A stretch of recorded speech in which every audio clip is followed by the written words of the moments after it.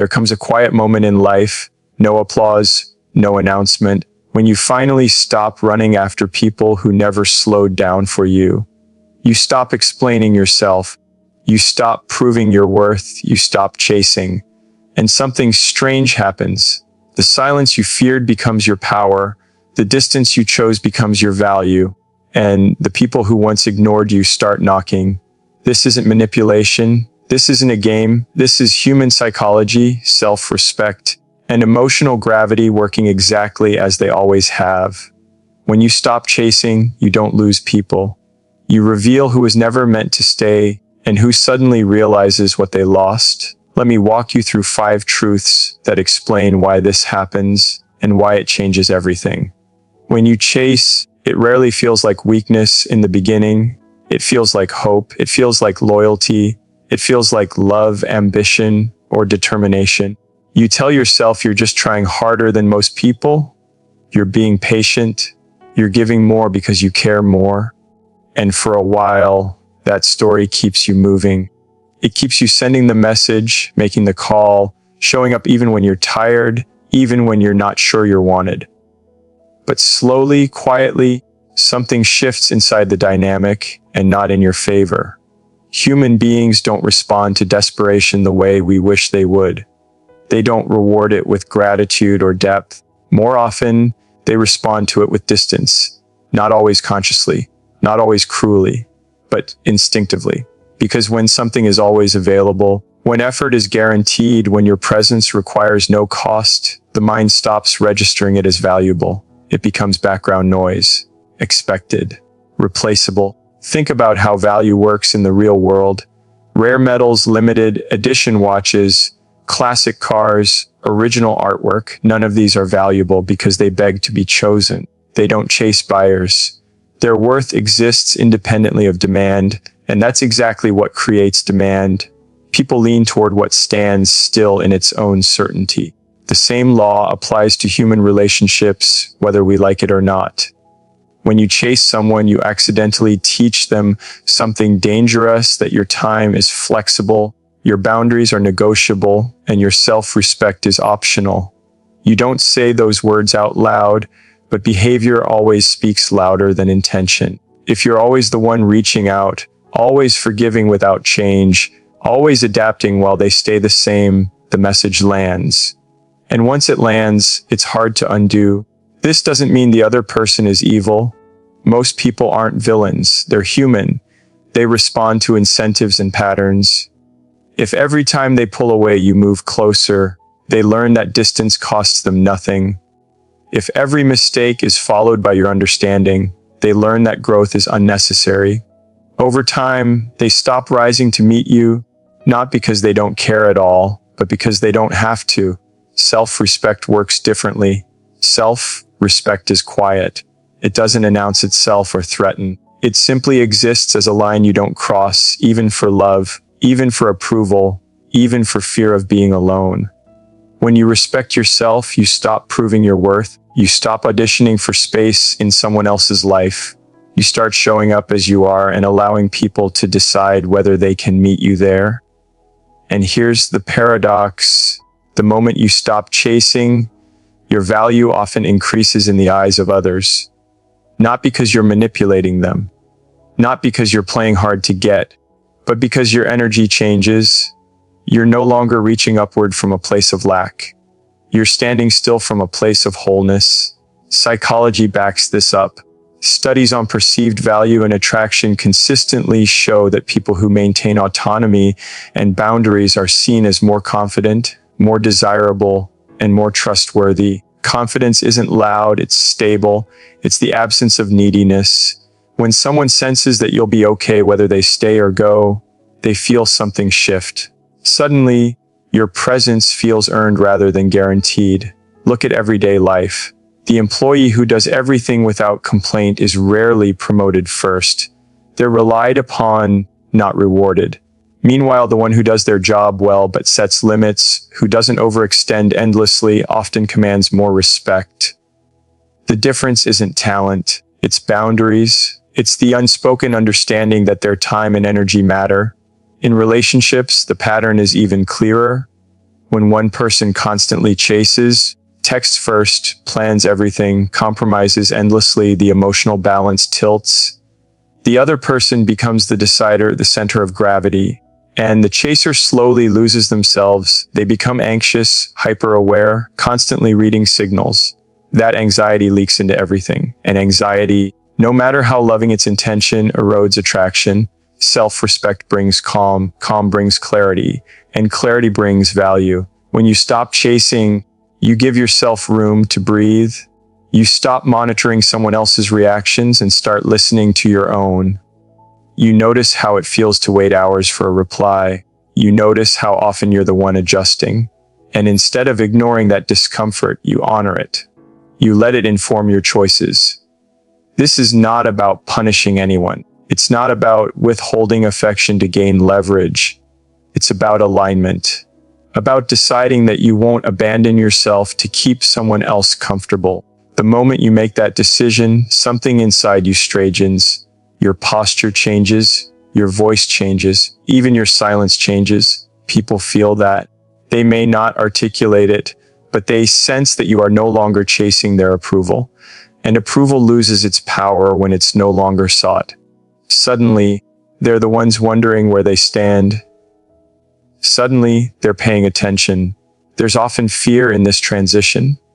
Fear that if you stop chasing, you'll be forgotten. Fear that effort is the only thing holding the connection together. But if effort is one-sided, the connection is already fragile. You're not preserving something strong, you're carrying something hollow. Self-respect doesn't guarantee people will stay. It guarantees something more important, that you will. And staying with yourself changes everything. You stop negotiating your needs. You stop shrinking your expectations to avoid disappointment. You stop calling scraps a feast. Instead, you allow space for mutuality, for someone who meets effort with effort, presence with presence. Sometimes the person you stop chasing notices. They feel the shift. They realize the comfort they took for granted is gone. And only then do they reach out, ask questions, show effort. Not because you begged louder, but because you stopped begging altogether. Other times they don't come back, and that too is information, painful, but honest. Because value isn't proven by who stays when you chase. It's revealed by who steps forward when you don't. Self-respect isn't dramatic. It doesn't slam doors. It quietly closes the ones that require you to crawl. It chooses dignity over urgency. It understands that real connection doesn't need pursuit. It needs reciprocity. When you stop chasing, you reclaim your time. Your emotional energy stops leaking into places where it isn't returned. You invest it back into your life, your growth, your peace, and as that happens, your presence becomes fuller, richer, less desperate, more grounded. That grounded presence is rare, and rarity creates value. You don't need to convince anyone of your worth. You live it. You embody it. And the right people recognize it without being chased. They meet you where you stand, not where you beg. That's the quiet power of self-respect. It doesn't ask to be chosen. It chooses itself first, and in doing so, becomes something others can finally see, feel, and respect. There is a strange fear most of us carry, even if we never say it out loud. The fear that if we stop showing up, stop reaching out, stop holding everything together, we will be forgotten. That the moment we step back, everything we built will disappear. So we stay present at all costs. We stay available. We stay connected even when it hurts. We convince ourselves that presence equals importance, that being constantly there is the same thing as being valued. But life teaches a quieter, harder truth. Sometimes it is not your presence that reveals your worth. It is your absence. When you are always there, people rarely stop to notice you. Not because they don't care, but because the human mind adapts quickly. What is constant fades into the background. Think of the sound of traffic outside your window. At first, you hear every car. Over time, it disappears from your awareness. Only when the noise stops do you realize how loud it was. Human relationships work the same way. When you are always available, always responsive, always giving, your effort becomes part of the environment. It is assumed, not appreciated. Absence interrupts that pattern. It creates a pause. And in that pause, clarity begins to form. Clarity about what you contributed, clarity about what you carried, clarity about what is missing now that you are not doing the work anymore. This isn't cruelty, it's perception. The mind needs contrast to recognize value. Without contrast, even the most meaningful presence becomes invisible. Look at real life. The employee who never takes a day off often goes unnoticed. They answer emails at midnight, fix problems quietly, hold systems together. Management doesn't applaud them daily. They just assume everything will keep working. But the moment that employee takes leave, things start to break. Deadlines slip. Confusion spreads. Suddenly meetings are called. Questions are asked. Who usually handles this? Only then does the clarity arrive. Only then do people understand the weight that was being carried. Relationships are no different. When you are the one always checking in, planning, forgiving, accommodating, the connection feels stable until you stop. And when you stop, the other person finally experiences the absence of your effort. Not the absence of your body, but the absence of your emotional labor. The silence where your care used to live becomes loud. This is why absence can feel so uncomfortable. It forces everyone involved to see the truth without distractions. You see how much you were giving. They see how much they were receiving. There is a reason solitude has been used for centuries as a tool for reflection. When noise falls away, reality speaks. When distractions are removed, the mind reorganizes itself. Absence does that in relationships. It strips away routine and reveals substance. Was the connection held together by mutual effort, or by one person constantly filling the gaps? Many people fear that absence means abandonment, but absence is not disappearance. It is space, and space allows truth to breathe. It allows both sides to feel the consequences of imbalance. Psychology calls this loss awareness. We don't fully register the importance of something until it is gone. This isn't because humans are ungrateful by nature. It's because our brains are wired to prioritize what demands attention. When you are always present, you don't demand attention. When you are absent, the mind is forced to ask questions. Where did they go? Why does this feel different? Why do I feel unsettled? Those questions are clarity forming. Absence also creates clarity within you. When you step back, you stop reacting. You stop managing someone else's emotions. You stop adjusting yourself to keep the peace. In that stillness, you hear your own voice again. You notice what felt unfair. You notice how tired you were. You notice how often you were waiting to be chosen while already giving everything. That awareness is powerful. It changes what you are willing to tolerate. It changes what you are willing to return to.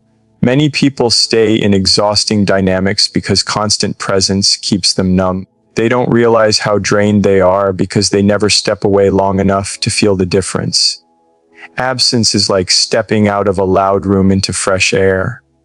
At first, the silence feels strange, then it feels honest, then it feels relieving.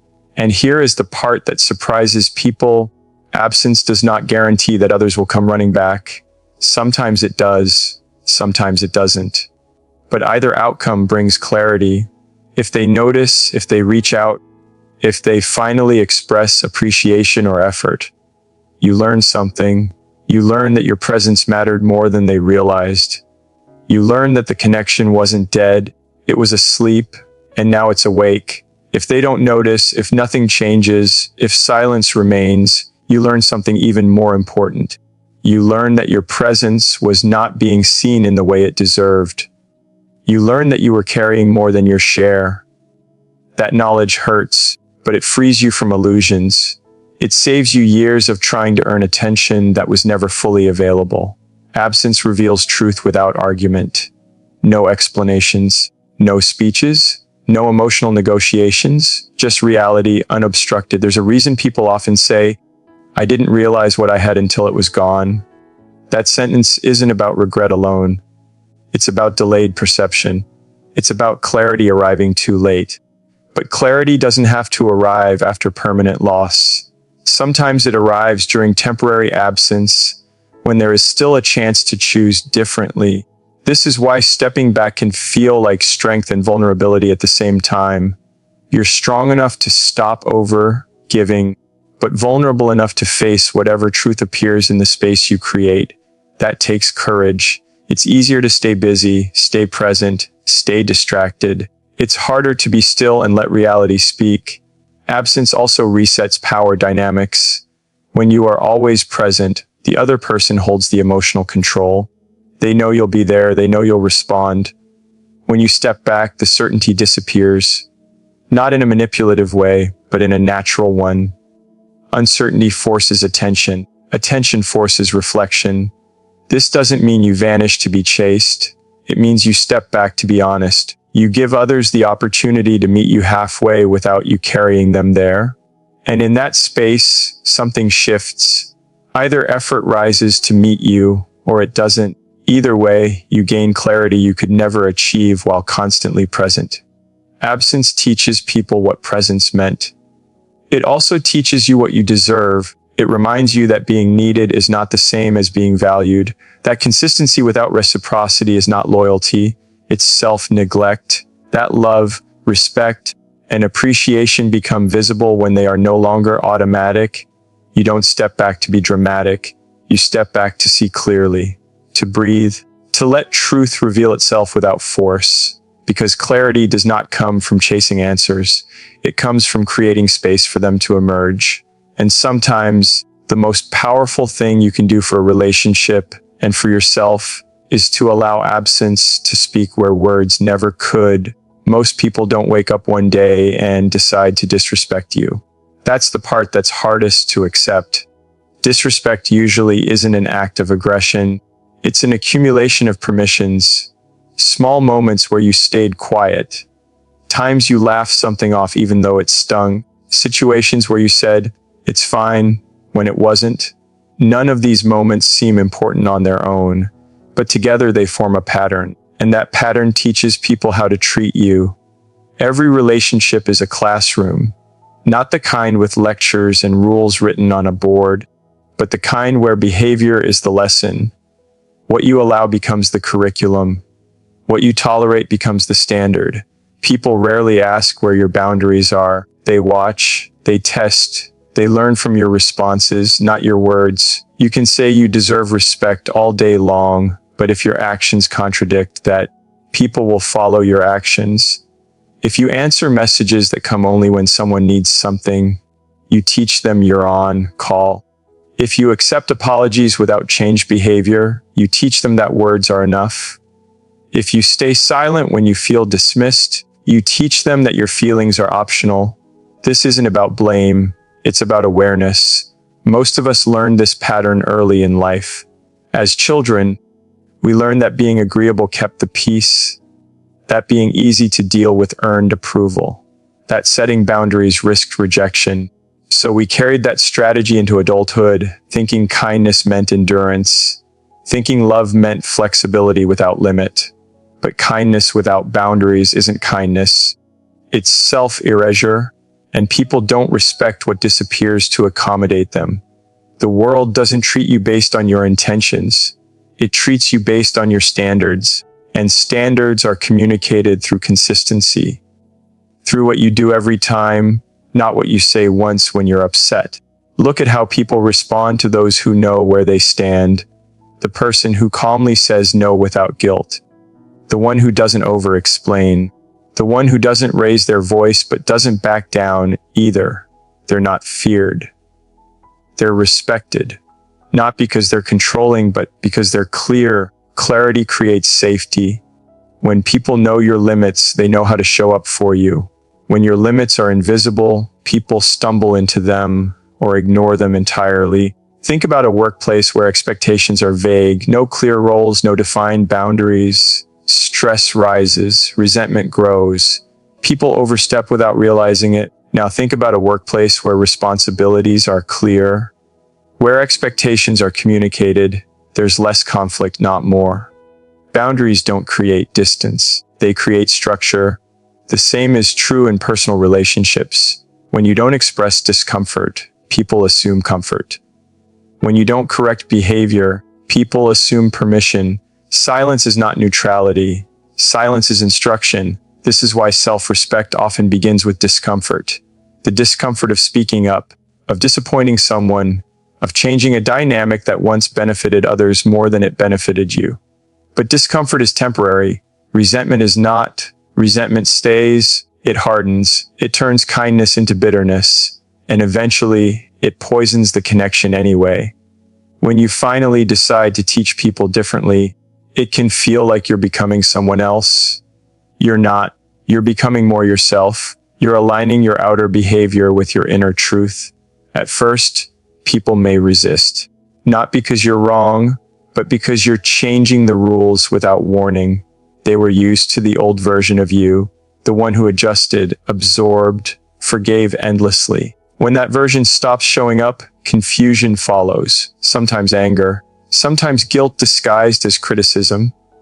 You've changed, they'll say, and they're right, you have. You changed in a way that required courage. But pay attention to who adapts and who leaves. That distinction matters. People who respect you will adjust their behavior. They may stumble at first, but they'll try. They'll listen. They'll care about how their actions affect you. People who benefited from your silence will push back. They'll call you difficult. They'll minimize your feelings. That reaction isn't a sign you're doing something wrong. It's a sign that the lesson is landing. You don't need to become aggressive to be respected. You don't need to explain your boundaries in paragraphs. You just need to enforce them calmly and consistently. Consistency is what teaches. One strong no followed by a dozen weak yeses teaches nothing, but a quiet boundary upheld over time reshapes the entire dynamic. There is a deep power in responding differently, not with anger, not with withdrawal, but with clarity. When someone crosses a line and you address it without apology, something shifts. You feel it in your body, a sense of alignment, a sense of standing in yourself instead of stepping away from yourself. That alignment changes your energy, and people respond to energy before they respond to words. This is why two people can experience the same situation and be treated completely differently. It's not luck, it's not status, it's the unspoken signal of self-respect. The way someone carries themselves, the way they respond when something doesn't feel right, the way they choose dignity over approval. Teaching people how to treat you also means teaching yourself what you're worth. Every time you honor your boundaries, you reinforce that lesson internally. You become more confident not because others change, but because you did what you needed to do for yourself. And once you know you can protect your peace, you stop being afraid of losing people. You stop clinging to connections that require self-betrayal. You realize that being alone with your integrity is better than being surrounded by people who only know the version of you that stays quiet. The people who belong in your life will learn the lesson. They will rise to meet the standard you set. They will treat you with care, not because they fear losing you, but because they respect you. And those who don't learn were never meant to stay in the first place. You don't teach people how to treat you through demands. You teach them through what you accept, what you correct, and what you walk away from. Through the courage to be consistent. Through the willingness to be misunderstood for a while so you don't have to be disrespected forever. That's not selfish. That's self-respect in action. At some point in life, you realize that holding everyone together is costing you yourself. You look around and notice how tired you are, not from effort, but from imbalance, from being the one who always understands, always waits, always adapts. And somewhere in that exhaustion, a quiet question rises. What would happen if I stopped forcing connection? Not dramatically, not angrily, just honestly. Most people fear the answer. They fear that if they stop reaching out, everything will collapse, that relationships will disappear, that silence will replace familiarity. But what often happens is something very different. When you stop forcing, when you stop chasing, when you stop filling every gap, life begins to sort itself out. And in that sorting, the truth reveals itself. The right people step forward. The wrong ones fall away. This process isn't loud. It doesn't come with arguments or ultimatums. It happens quietly through absence, through space, through your decision to no longer carry what isn't being shared. And at first, that space can feel like loss, empty, uncomfortable. You feel the echo of conversations that used to exist simply because you kept them alive. You wonder if you made a mistake, if maybe you should reach out one more time, explain yourself, soften the silence. But if you stay still long enough, you start to notice something important. You start to see who notices your absence and who doesn't, who reaches out with genuine concern and who remains silent because your effort was the only thing holding the connection together. And that information, while painful, is incredibly clarifying. The right people don't need to be chased. They don't require constant reminders of your value. When space appears, they step into it. They ask questions, they check in, they make adjustments, not perfectly, not instantly, but sincerely. Their effort might look different from yours, but it exists. And effort, in any form, is a language of care. The wrong people, on the other hand, often fade quietly, not because they are evil or heartless, but because the connection no longer serves them without your constant investment. When you stop doing the work, the relationship no longer functions, and instead of stepping up, they step away, sometimes without explanation, sometimes without closure. That hurts. There's no denying it, because we tend to measure relationships by time, not by reciprocity. We think history should guarantee loyalty. We think shared memories should ensure effort. But history doesn't sustain relationships. Mutual presence does. Shared effort does. Respect does. When the wrong people fall away, it can feel like rejection. But often, it's release. You're not being abandoned. You're being unburdened. You're being freed from connections that required you to shrink, to overgive, to accept less than you deserve just to keep things going. There's a reason this stage feels lonely. It's the space between who you were and who you're becoming. The version of you who chased is stepping back. The version of you who chooses alignment hasn't fully arrived yet. And in that between silence lives. But silence isn't emptiness. It's preparation. This is where discernment grows. You begin to see patterns you ignored before. You notice who only reached out when they needed something, who disappeared when you needed support, who thrived in your presence but never reciprocated it. And once you see those patterns, you can't unsee them. The right people don't drain you. They don't leave you questioning your worth or your place. Even in conflict, there's mutual respect. Even in distance, there's care. They don't make you feel like effort is a performance you have to maintain. With them, you can exhale. These people often appear after you let go, not before, because as long as your life is full of forced connections, there's no room for genuine ones. Energy is finite. Attention is finite.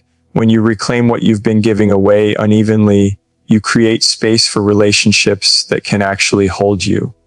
This isn't just emotional, it's psychological. Research on relationship satisfaction consistently shows that mutual responsiveness, feeling understood, valued, and supported is one of the strongest predictors of long-term connection, not intensity, not frequency, responsiveness. The right people respond, the wrong ones consume. Letting the wrong ones fall away is not an act of cruelty, it's an act of honesty.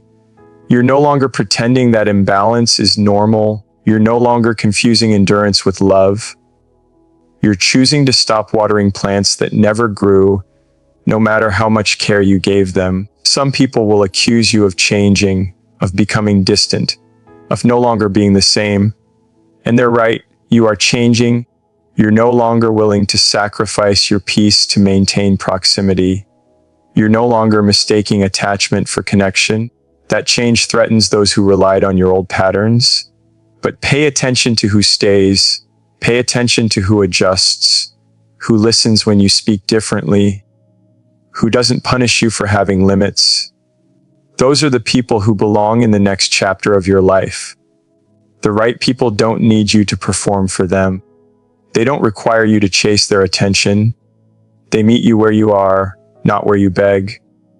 And when life pulls you in different directions, the connection doesn't collapse. It stretches, adapts, and holds. There is grief in letting go even when it's necessary. Grief for what you hoped it would be, for the version of the relationship you imagined. Allow that grief. It doesn't mean you were wrong to step back. It means you cared deeply. But don't confuse grief with regret. Regret keeps you stuck in old patterns.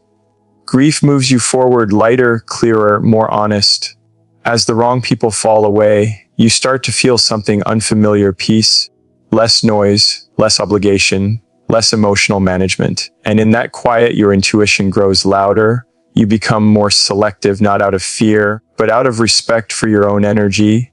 The right people often arrive quietly too, through consistency, through small, steady gestures, through showing up when it matters, not just when it's convenient. They don't overwhelm you. They don't exhaust you. They feel steady. And once you experience that steadiness, you understand something deeply. You were never asking for too much. You were just asking the wrong people. Letting go is not the end of connection. It's the beginning of alignment. And alignment always reveals who can walk with you and who is only meant to walk beside you for a while. Most people grow up believing that being missed is proof of worth. That if someone thinks about you when you're gone, if they feel the absence, if they reach out with regret or longing, then you mattered. And for a long time, that belief drives everything. It keeps you available. It keeps you overgiving. It keeps you tethered to situations that cost you your sleep and your self-respect, because somewhere deep inside, you want to matter enough to be missed.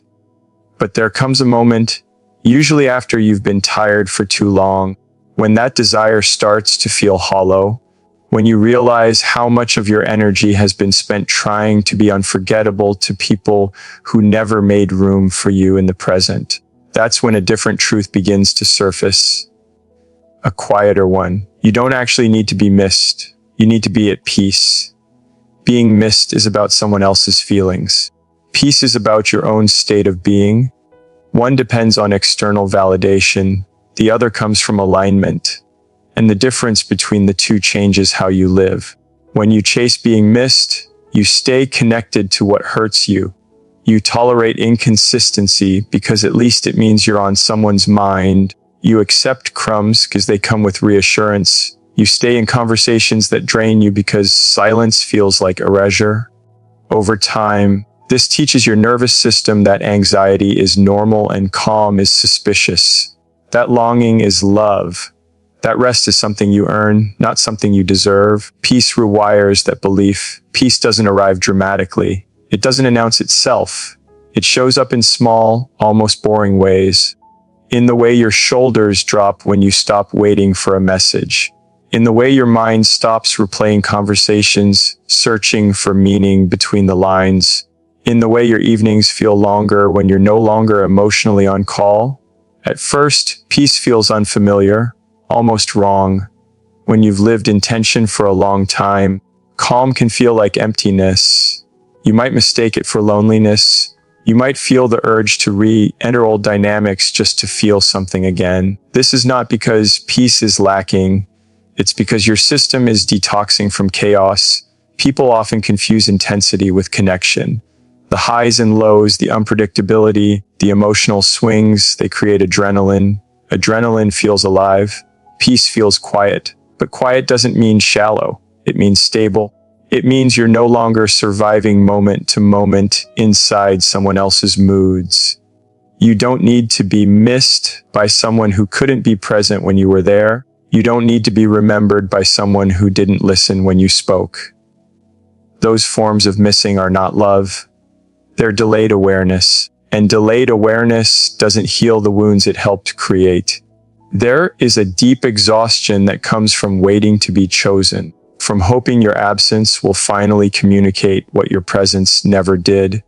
That exhaustion lifts when you realize you don't need to make an impact through disappearance. You don't need to prove your value by leaving. Your value exists whether or not someone notices the void you leave behind.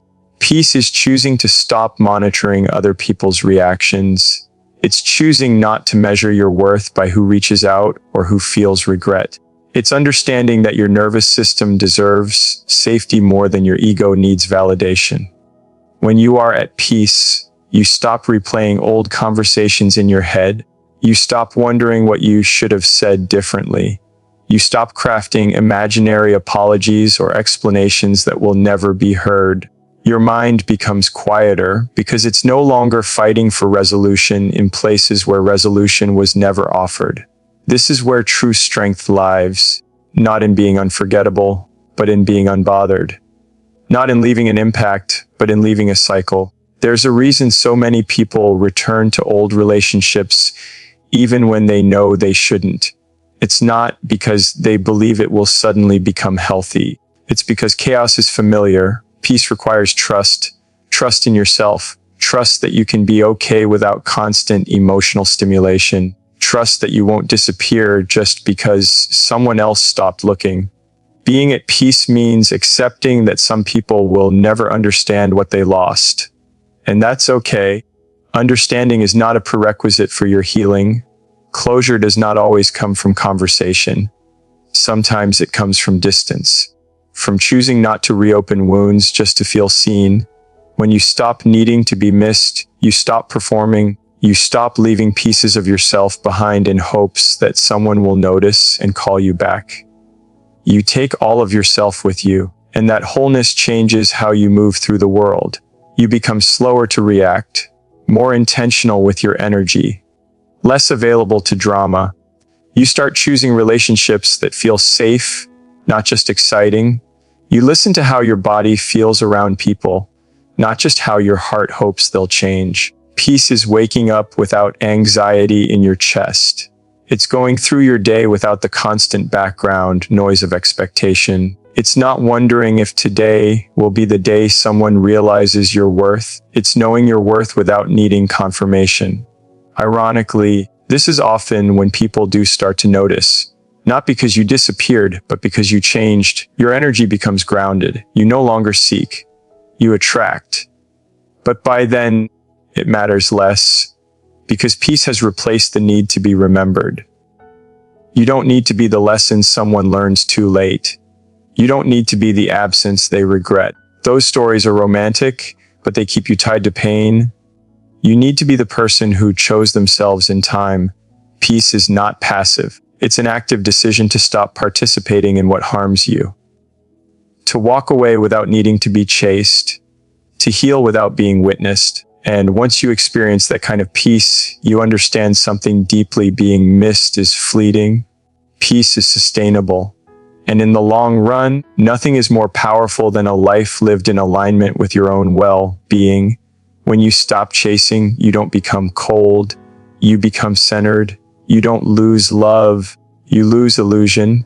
And if they start begging after you walk away, that's not your responsibility anymore. Because the moment you stopped chasing was the moment you finally arrived at yourself.